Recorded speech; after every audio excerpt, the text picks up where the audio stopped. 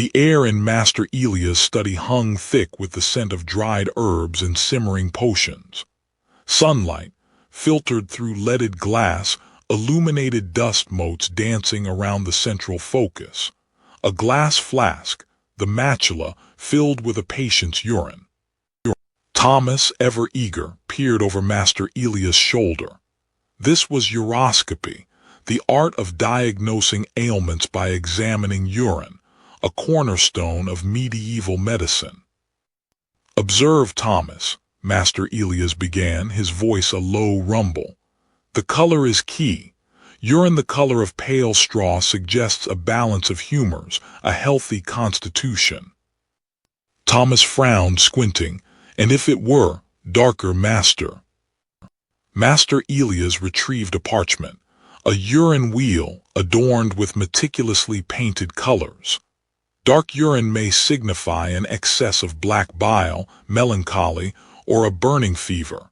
Reddish hues can point to an abundance of blood, perhaps a wound or inflammation.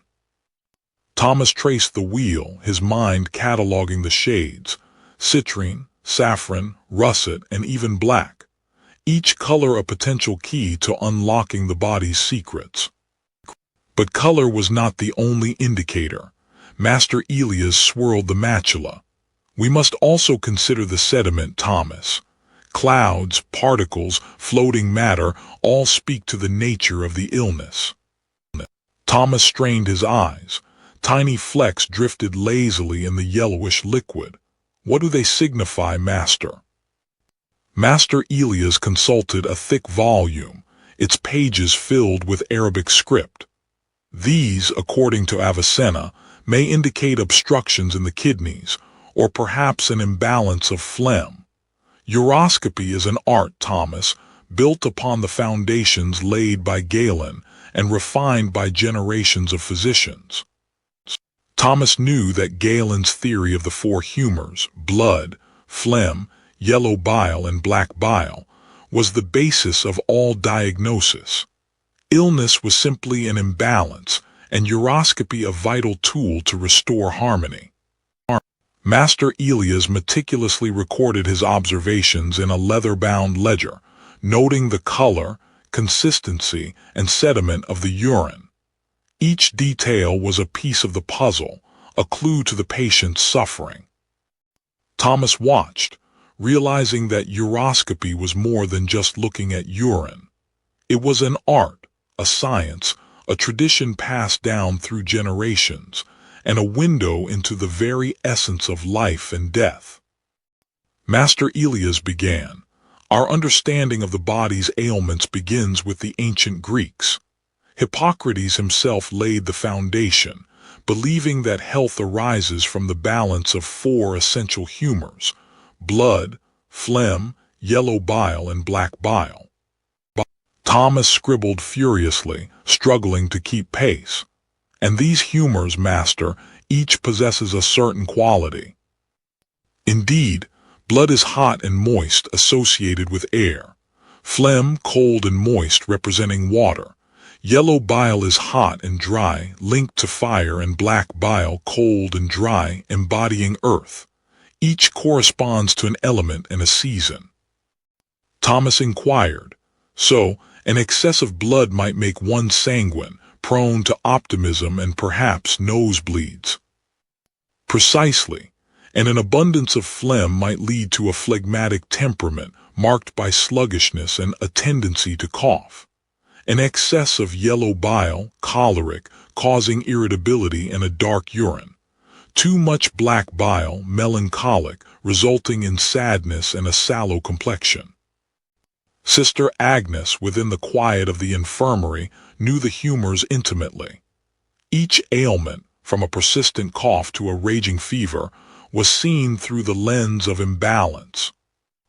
Her remedies, carefully chosen herbs, dietary adjustments, and prayer, aimed to restore the body's natural harmony. Rue for excess, phlegm, warming spices for those chilled by an overabundance of black bile. Thomas, though eager to learn, sometimes struggled with the abstract nature of the humors. He wondered, could one truly see asterisk these imbalances? Were the treatments always effective? The humors are not always readily apparent, Thomas, but through careful observation, the patient's complexion, their temperament, the color of their urine, we can infer their state. And through remedies, we strive to nudge them back into balance. For Sister Agnes, humoral theory provided a framework for compassion. Understanding the imbalance helped her tailor her care, even when cures remained elusive. Elias knew that understanding the balance of the humors wasn't just about following the words of Galen. It was about the careful and thoughtful consideration of the patient's whole being. Thomas looked out the window toward the setting sun. He knew, despite his nascent doubts, that the pursuit of humoral harmony was, at its heart, a pursuit of understanding and easing suffering, a noble aim, however imperfect the methods. Master Elias held the flask aloft, the liquid within catching the light. "Observe, Thomas," he began, his voice a low rumble. "The urine is a mirror, reflecting the inner workings of the body. But a cloudy mirror gives a false image, and one must learn to read it correctly." Thomas peered closer, his brow furrowed. "But Master, it is just yellow. How does one discern anything from that?" Elias sighed, a puff of air that ruffled his thin gray hair. "Ah, Thomas, you see only the surface. The color is but the first clue. This," he said, pointing to the urine wheel, "is our guide. Each shade represents a potential imbalance, a disharmony in the humors." The urine wheel was a kaleidoscope of hues, a spectrum of sickness. At its heart lay the purest yellow, signifying a perfect balance. But as the colors deepened and darkened, they spoke of fevered blood, excess bile, or the stagnation of melancholy. "Citrine like this," Elias said, pointing to a pale yellow, "suggests a slight fever, perhaps an imbalance of phlegm. But a urine the color of saffron indicates a burning fever, an excess of yellow bile. And should it veer towards red?" Thomas scribbled furiously, trying to capture the nuances of Elias' explanation. "And the sediment, Master, does that not also hold meaning?" Elias nodded. "Indeed, the hypostasis, as some call it. Observe the cloudiness, the particles suspended within. A thick white sediment often indicates a weakness of the kidneys, a failure to properly filter the humors. But a dark, granular sediment," Elias continued, "could signify a more grave condition, perhaps a putrefaction of the humors, a sign of melancholy or even the plague." Thomas swallowed hard, the word hanging heavy in the air. The plague was a constant specter, a dark shadow that loomed over every cough and fever. Elias, sensing Thomas's fear, squeezed his shoulder gently. "Do not be alarmed, Thomas. Uroscopy is but one tool, one piece of the puzzle. We must consider the patient's temperament, their diet, the season all influence the humors." He added, "We must also take astrological signs into account, as the stars influence the body too." He carefully poured the urine back into a larger vessel, the liquid swirling like liquid gold. The physician's eye must be trained, not only to see, but to interpret, to discern the truth hidden within the body's whispers. Thomas nodded, his initial apprehension replaced by a renewed sense of purpose. He knew the path to becoming a skilled physician was long and arduous, but he was ready to learn, to master the art of the uroscopic gaze. The infirmary at St. Jude's was rarely quiet. Each day brought a fresh wave of ailments, from simple coughs to more troubling fluxes of the bowels. Sister Agnes, her face etched with a perpetual weariness, began her rounds, a string of clay flasks clinking softly against her belt. Today, as always, uroscopy would be her first guide. The urine wheel, A gift from a traveling scholar was her most prized possession. Though crudely drawn, its concentric circles of colors offered a framework for understanding the subtle variations in each patient's sample. Citrine, ruby, leek green, each shade hinted at a different humoral imbalance. Old Brother Thomas, plagued by a persistent cough and shortness of breath, presented urine of a muddy brown. An excess of melancholic humors, Sister Agnes diagnosed, remembering Master Elia's teachings. She prescribed a brew of hyssop and thyme, hoping to loosen the phlegm and restore balance. Young Peter, brought in by his worried mother, suffered from a fever and a painful rash. His urine was a fiery red. An overabundance of choler, Sister Agnes reasoned. She recommended a cooling compress and a diet of barley water and fresh fruit, trusting that these measures would quell the boy's fiery humors. Resources were scarce at St. Jude's.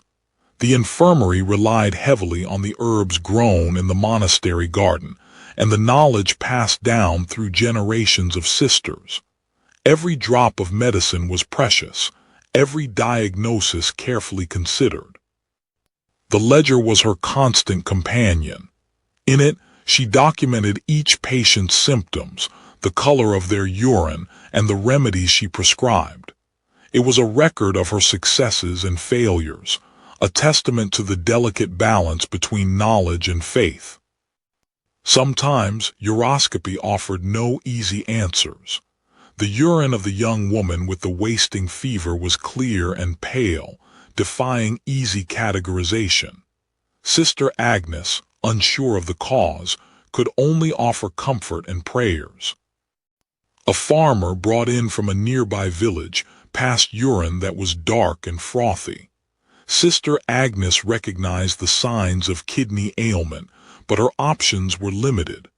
She prescribed rest and a strict diet, knowing that little else could be done. In moments of doubt, Sister Agnes sought solace in prayer. She prayed for guidance, for wisdom, and for the strength to ease the suffering of those in her care.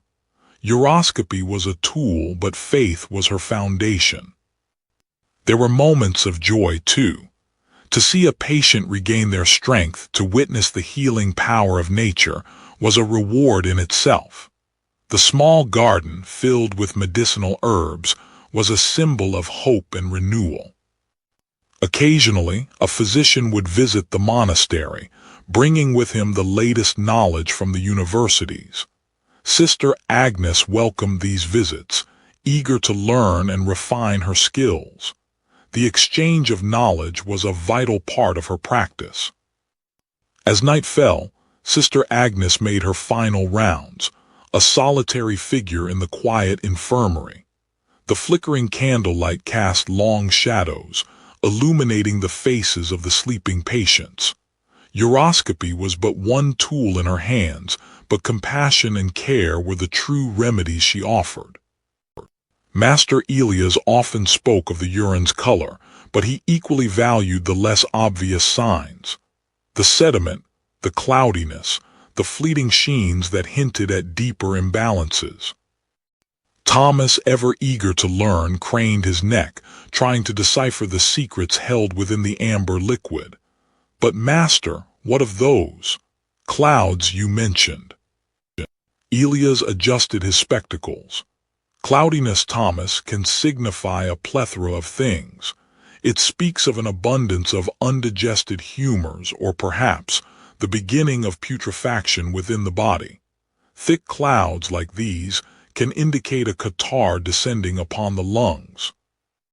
Thomas scribbled furiously in his notebook, attempting to capture the nuances of Elias' explanations. And the sediment, Master, the gritty matter at the bottom. Elias turned to a meticulously drawn urine wheel. Sediment is a telltale sign. Reddish sediment might suggest stones forming in the kidneys or bladder. A sandy deposit, gravel as some call it, indicates a dryness and heat in the organs. At St. Jude's Infirmary, Sister Agnes faced a different challenge. Resources were scarce, and time even more so.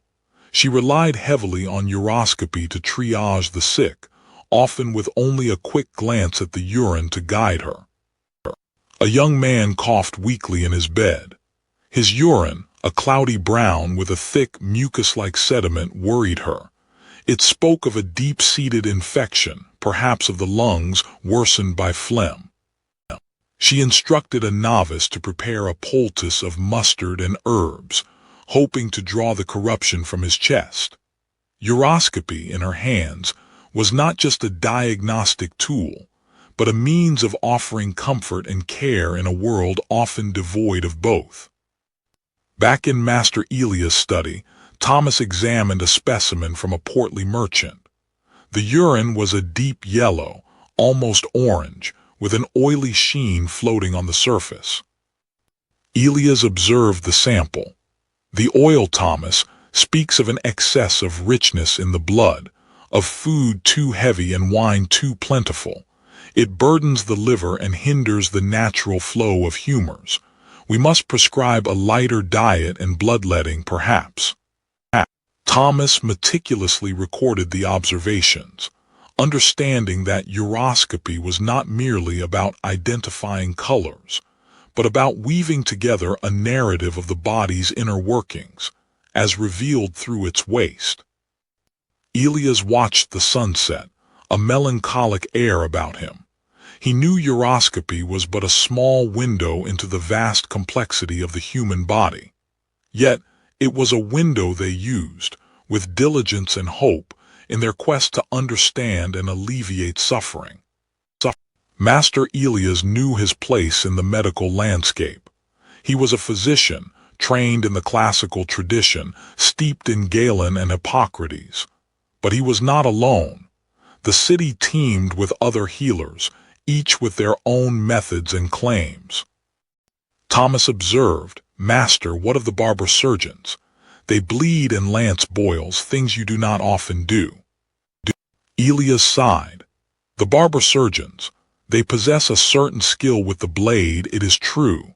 They mend wounds and set bones, tasks often beneath a physician's consideration. Their knowledge, however, is largely practical, devoid of the theoretical foundation we receive." Indeed, the barber surgeon was a common sight. For a quick bloodletting or the extraction of a troublesome tooth, they were often the first port of call for the common folk. Their fees were lower, their services readily available. Sister Agnes, in the infirmary, also dealt with wounds. While she lacked the formal training of a surgeon, her practical knowledge of herbs and healing poultices was invaluable. Then there were the apothecaries. They were not healers in the same way, but their knowledge of herbs and compounds was crucial.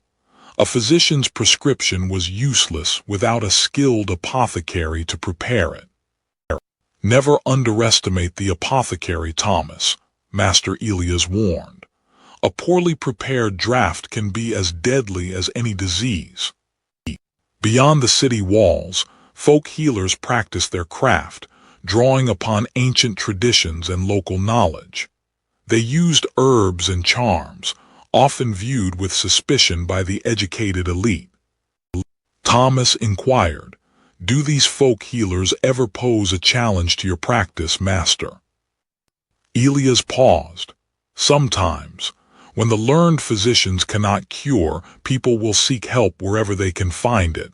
It is human nature, but their methods are often based on superstition and ignorance."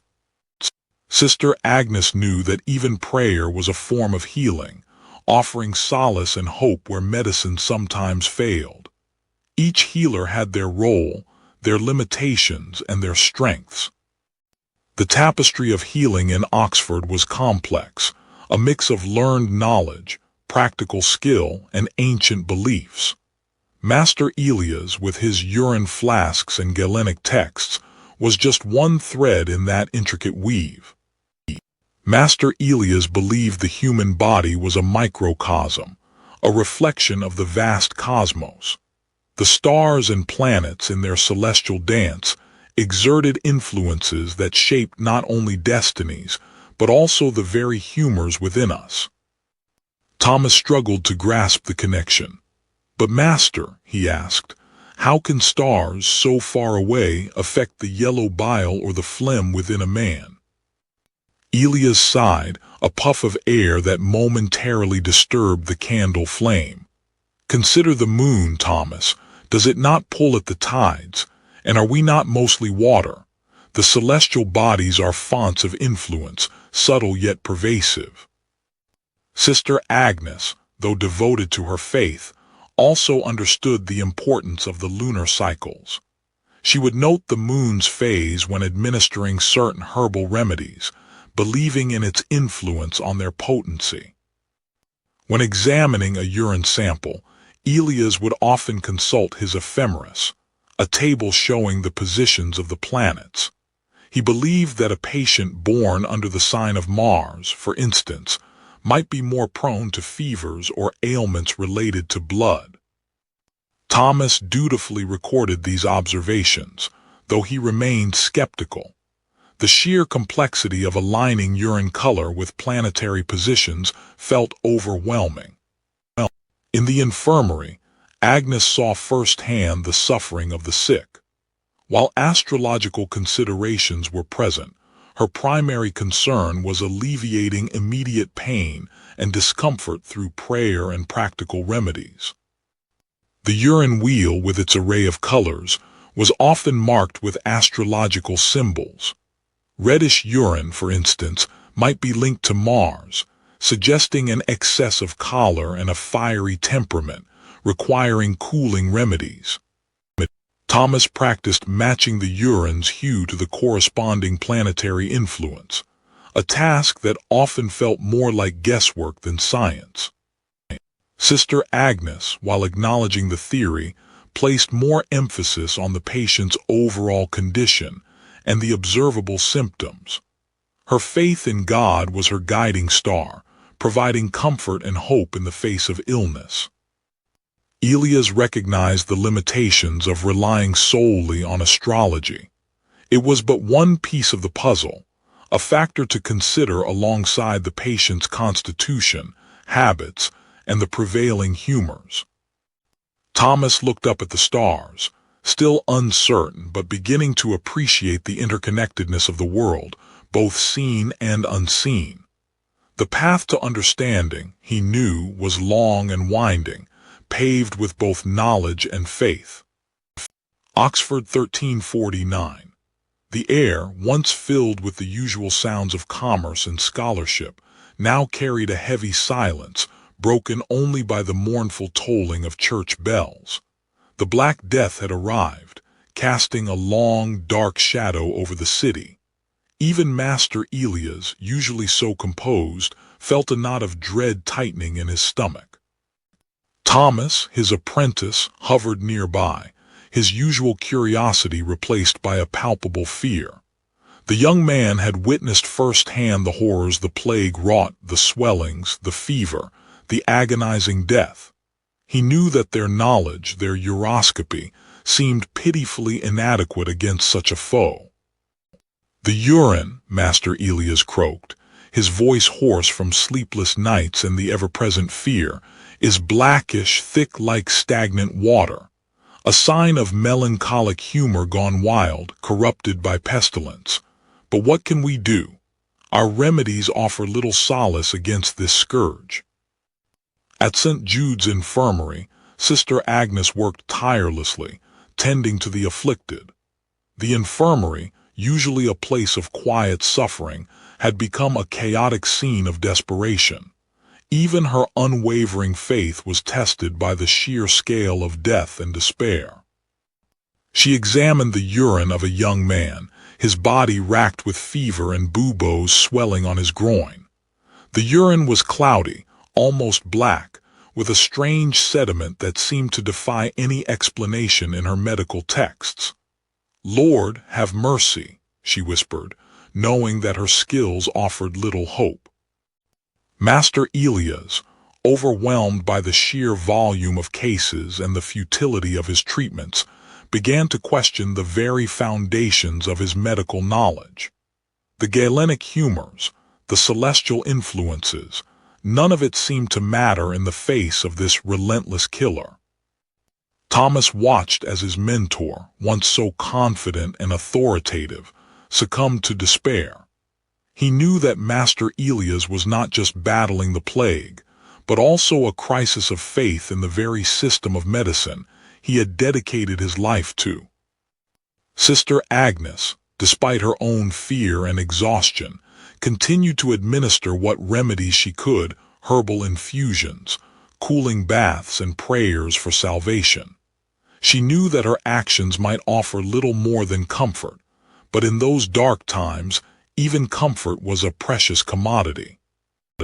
Desperate, Master Elias returned to his urine wheel, poring over the shades and hues, searching for some clue, some pattern that could explain the plague's devastating effects. But the urine of the afflicted seemed to defy categorization, exhibiting colors and consistencies that fell outside the familiar spectrum. Thomas, gazing out the window at the deserted streets, wondered if medicine would ever truly conquer disease. He knew that the plague would eventually pass, but he also sensed that it would leave an indelible mark on the world, a testament to the limitations of human knowledge. Sister Agnes, her face pale with grief and exhaustion, knelt beside a deceased patient, offering a silent prayer for their soul. She knew that many more would follow, and she could only hope that their suffering would be met with divine mercy. As the days turned into weeks, and the death toll continued to rise, Master Elias could only watch, feeling helpless against the invisible enemy. The Black Death had exposed the fragility of human knowledge, the limitations of uroscopy, and the enduring power of disease to challenge the very foundations of life. The year is 1350. Even amidst the slow return to normalcy after the plague, a subtle unease began to creep into the practice of medicine. The unquestioning faith in uroscopy, once a pillar of diagnosis, began to show cracks. Thomas, ever observant, noticed a change in Master Elias' demeanor. The usual confidence in interpreting the urine's hues seemed replaced by a shadow of doubt. The urine speaks of a fiery color, Master Elias conceded, yet the patient presents with none of the expected heat or agitation. Can we truly rely on the eye alone, Thomas? In the infirmary of St. Jude's, Sister Agnes faced similar dilemmas. The urine charts offered guidance, but they often failed to capture the complexities of the suffering before her. The yellow bile dominates, the urine proclaims, she murmured, yet the fever lingers despite the cooling remedies. Perhaps there is more to this than the humors alone allow. Whispers of new approaches reached Oxford. Texts from Montpellier spoke of weighing bodily fluids, of observing the pulse with greater scrutiny, of seeking patterns beyond the colors in a flask. Master Elias cautiously began to experiment. He acquired a set of scales and, with Thomas assisting, attempted to quantify the imbalances the urine suggested. Not all embraced the new thinking. Barber surgeons, often at odds with physicians, saw little value in the subtle nuances of uroscopy, relying instead on direct action, bloodletting, cauterization, and the setting of bones.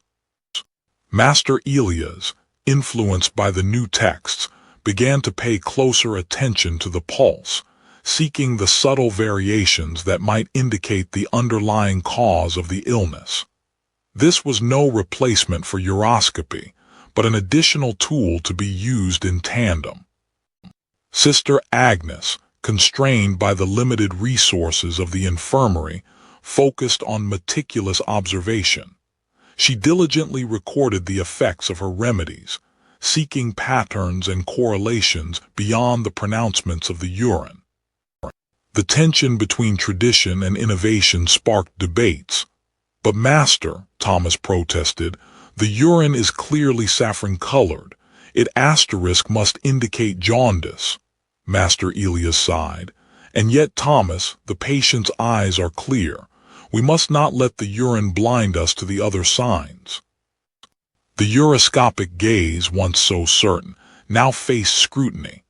The path forward was uncertain, but one thing was clear. The future of medicine demanded a more rigorous and questioning approach.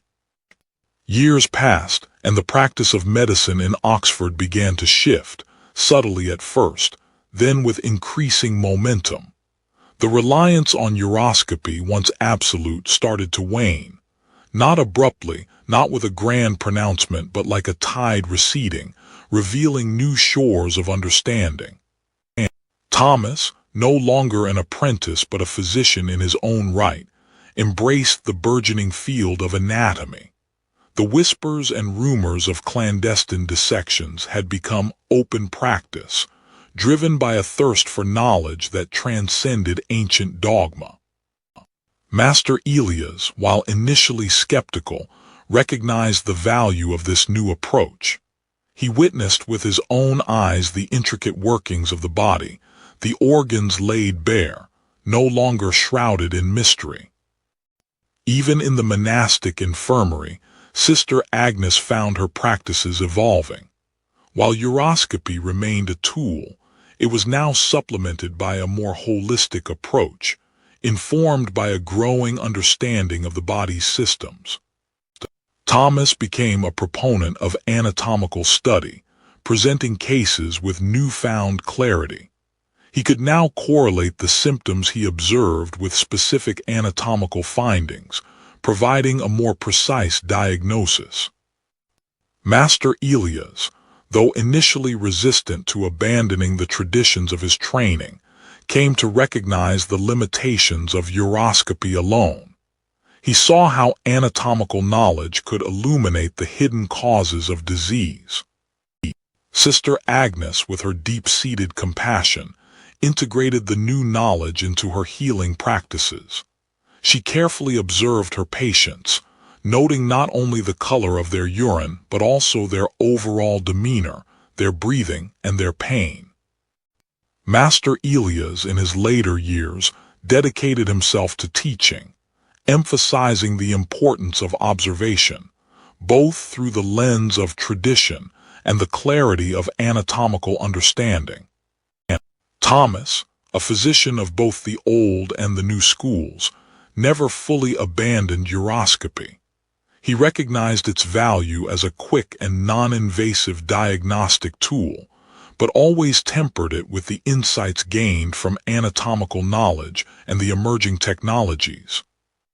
Sister Agnes continued to care for the sick with unwavering dedication, her practice a testament to the enduring power of compassion and the integration of new knowledge into traditional healing methods. The era of uroscopy's dominance had waned, but the fundamental principle of observation remained. The careful examination of the patient, the search for clues in their appearance and their bodily fluids, continued to be the cornerstone of medical practice, albeit informed by a deeper understanding of the body's intricate workings. And so, the legacy of the uroscopic gaze persisted, not as the sole means of diagnosis, but as a reminder that true healing begins with careful observation, a questing mind, and a compassionate heart. The color of disease continued to fascinate, but now it was seen in the context of a richer, more nuanced understanding of the human body and its intricate relationship to the world.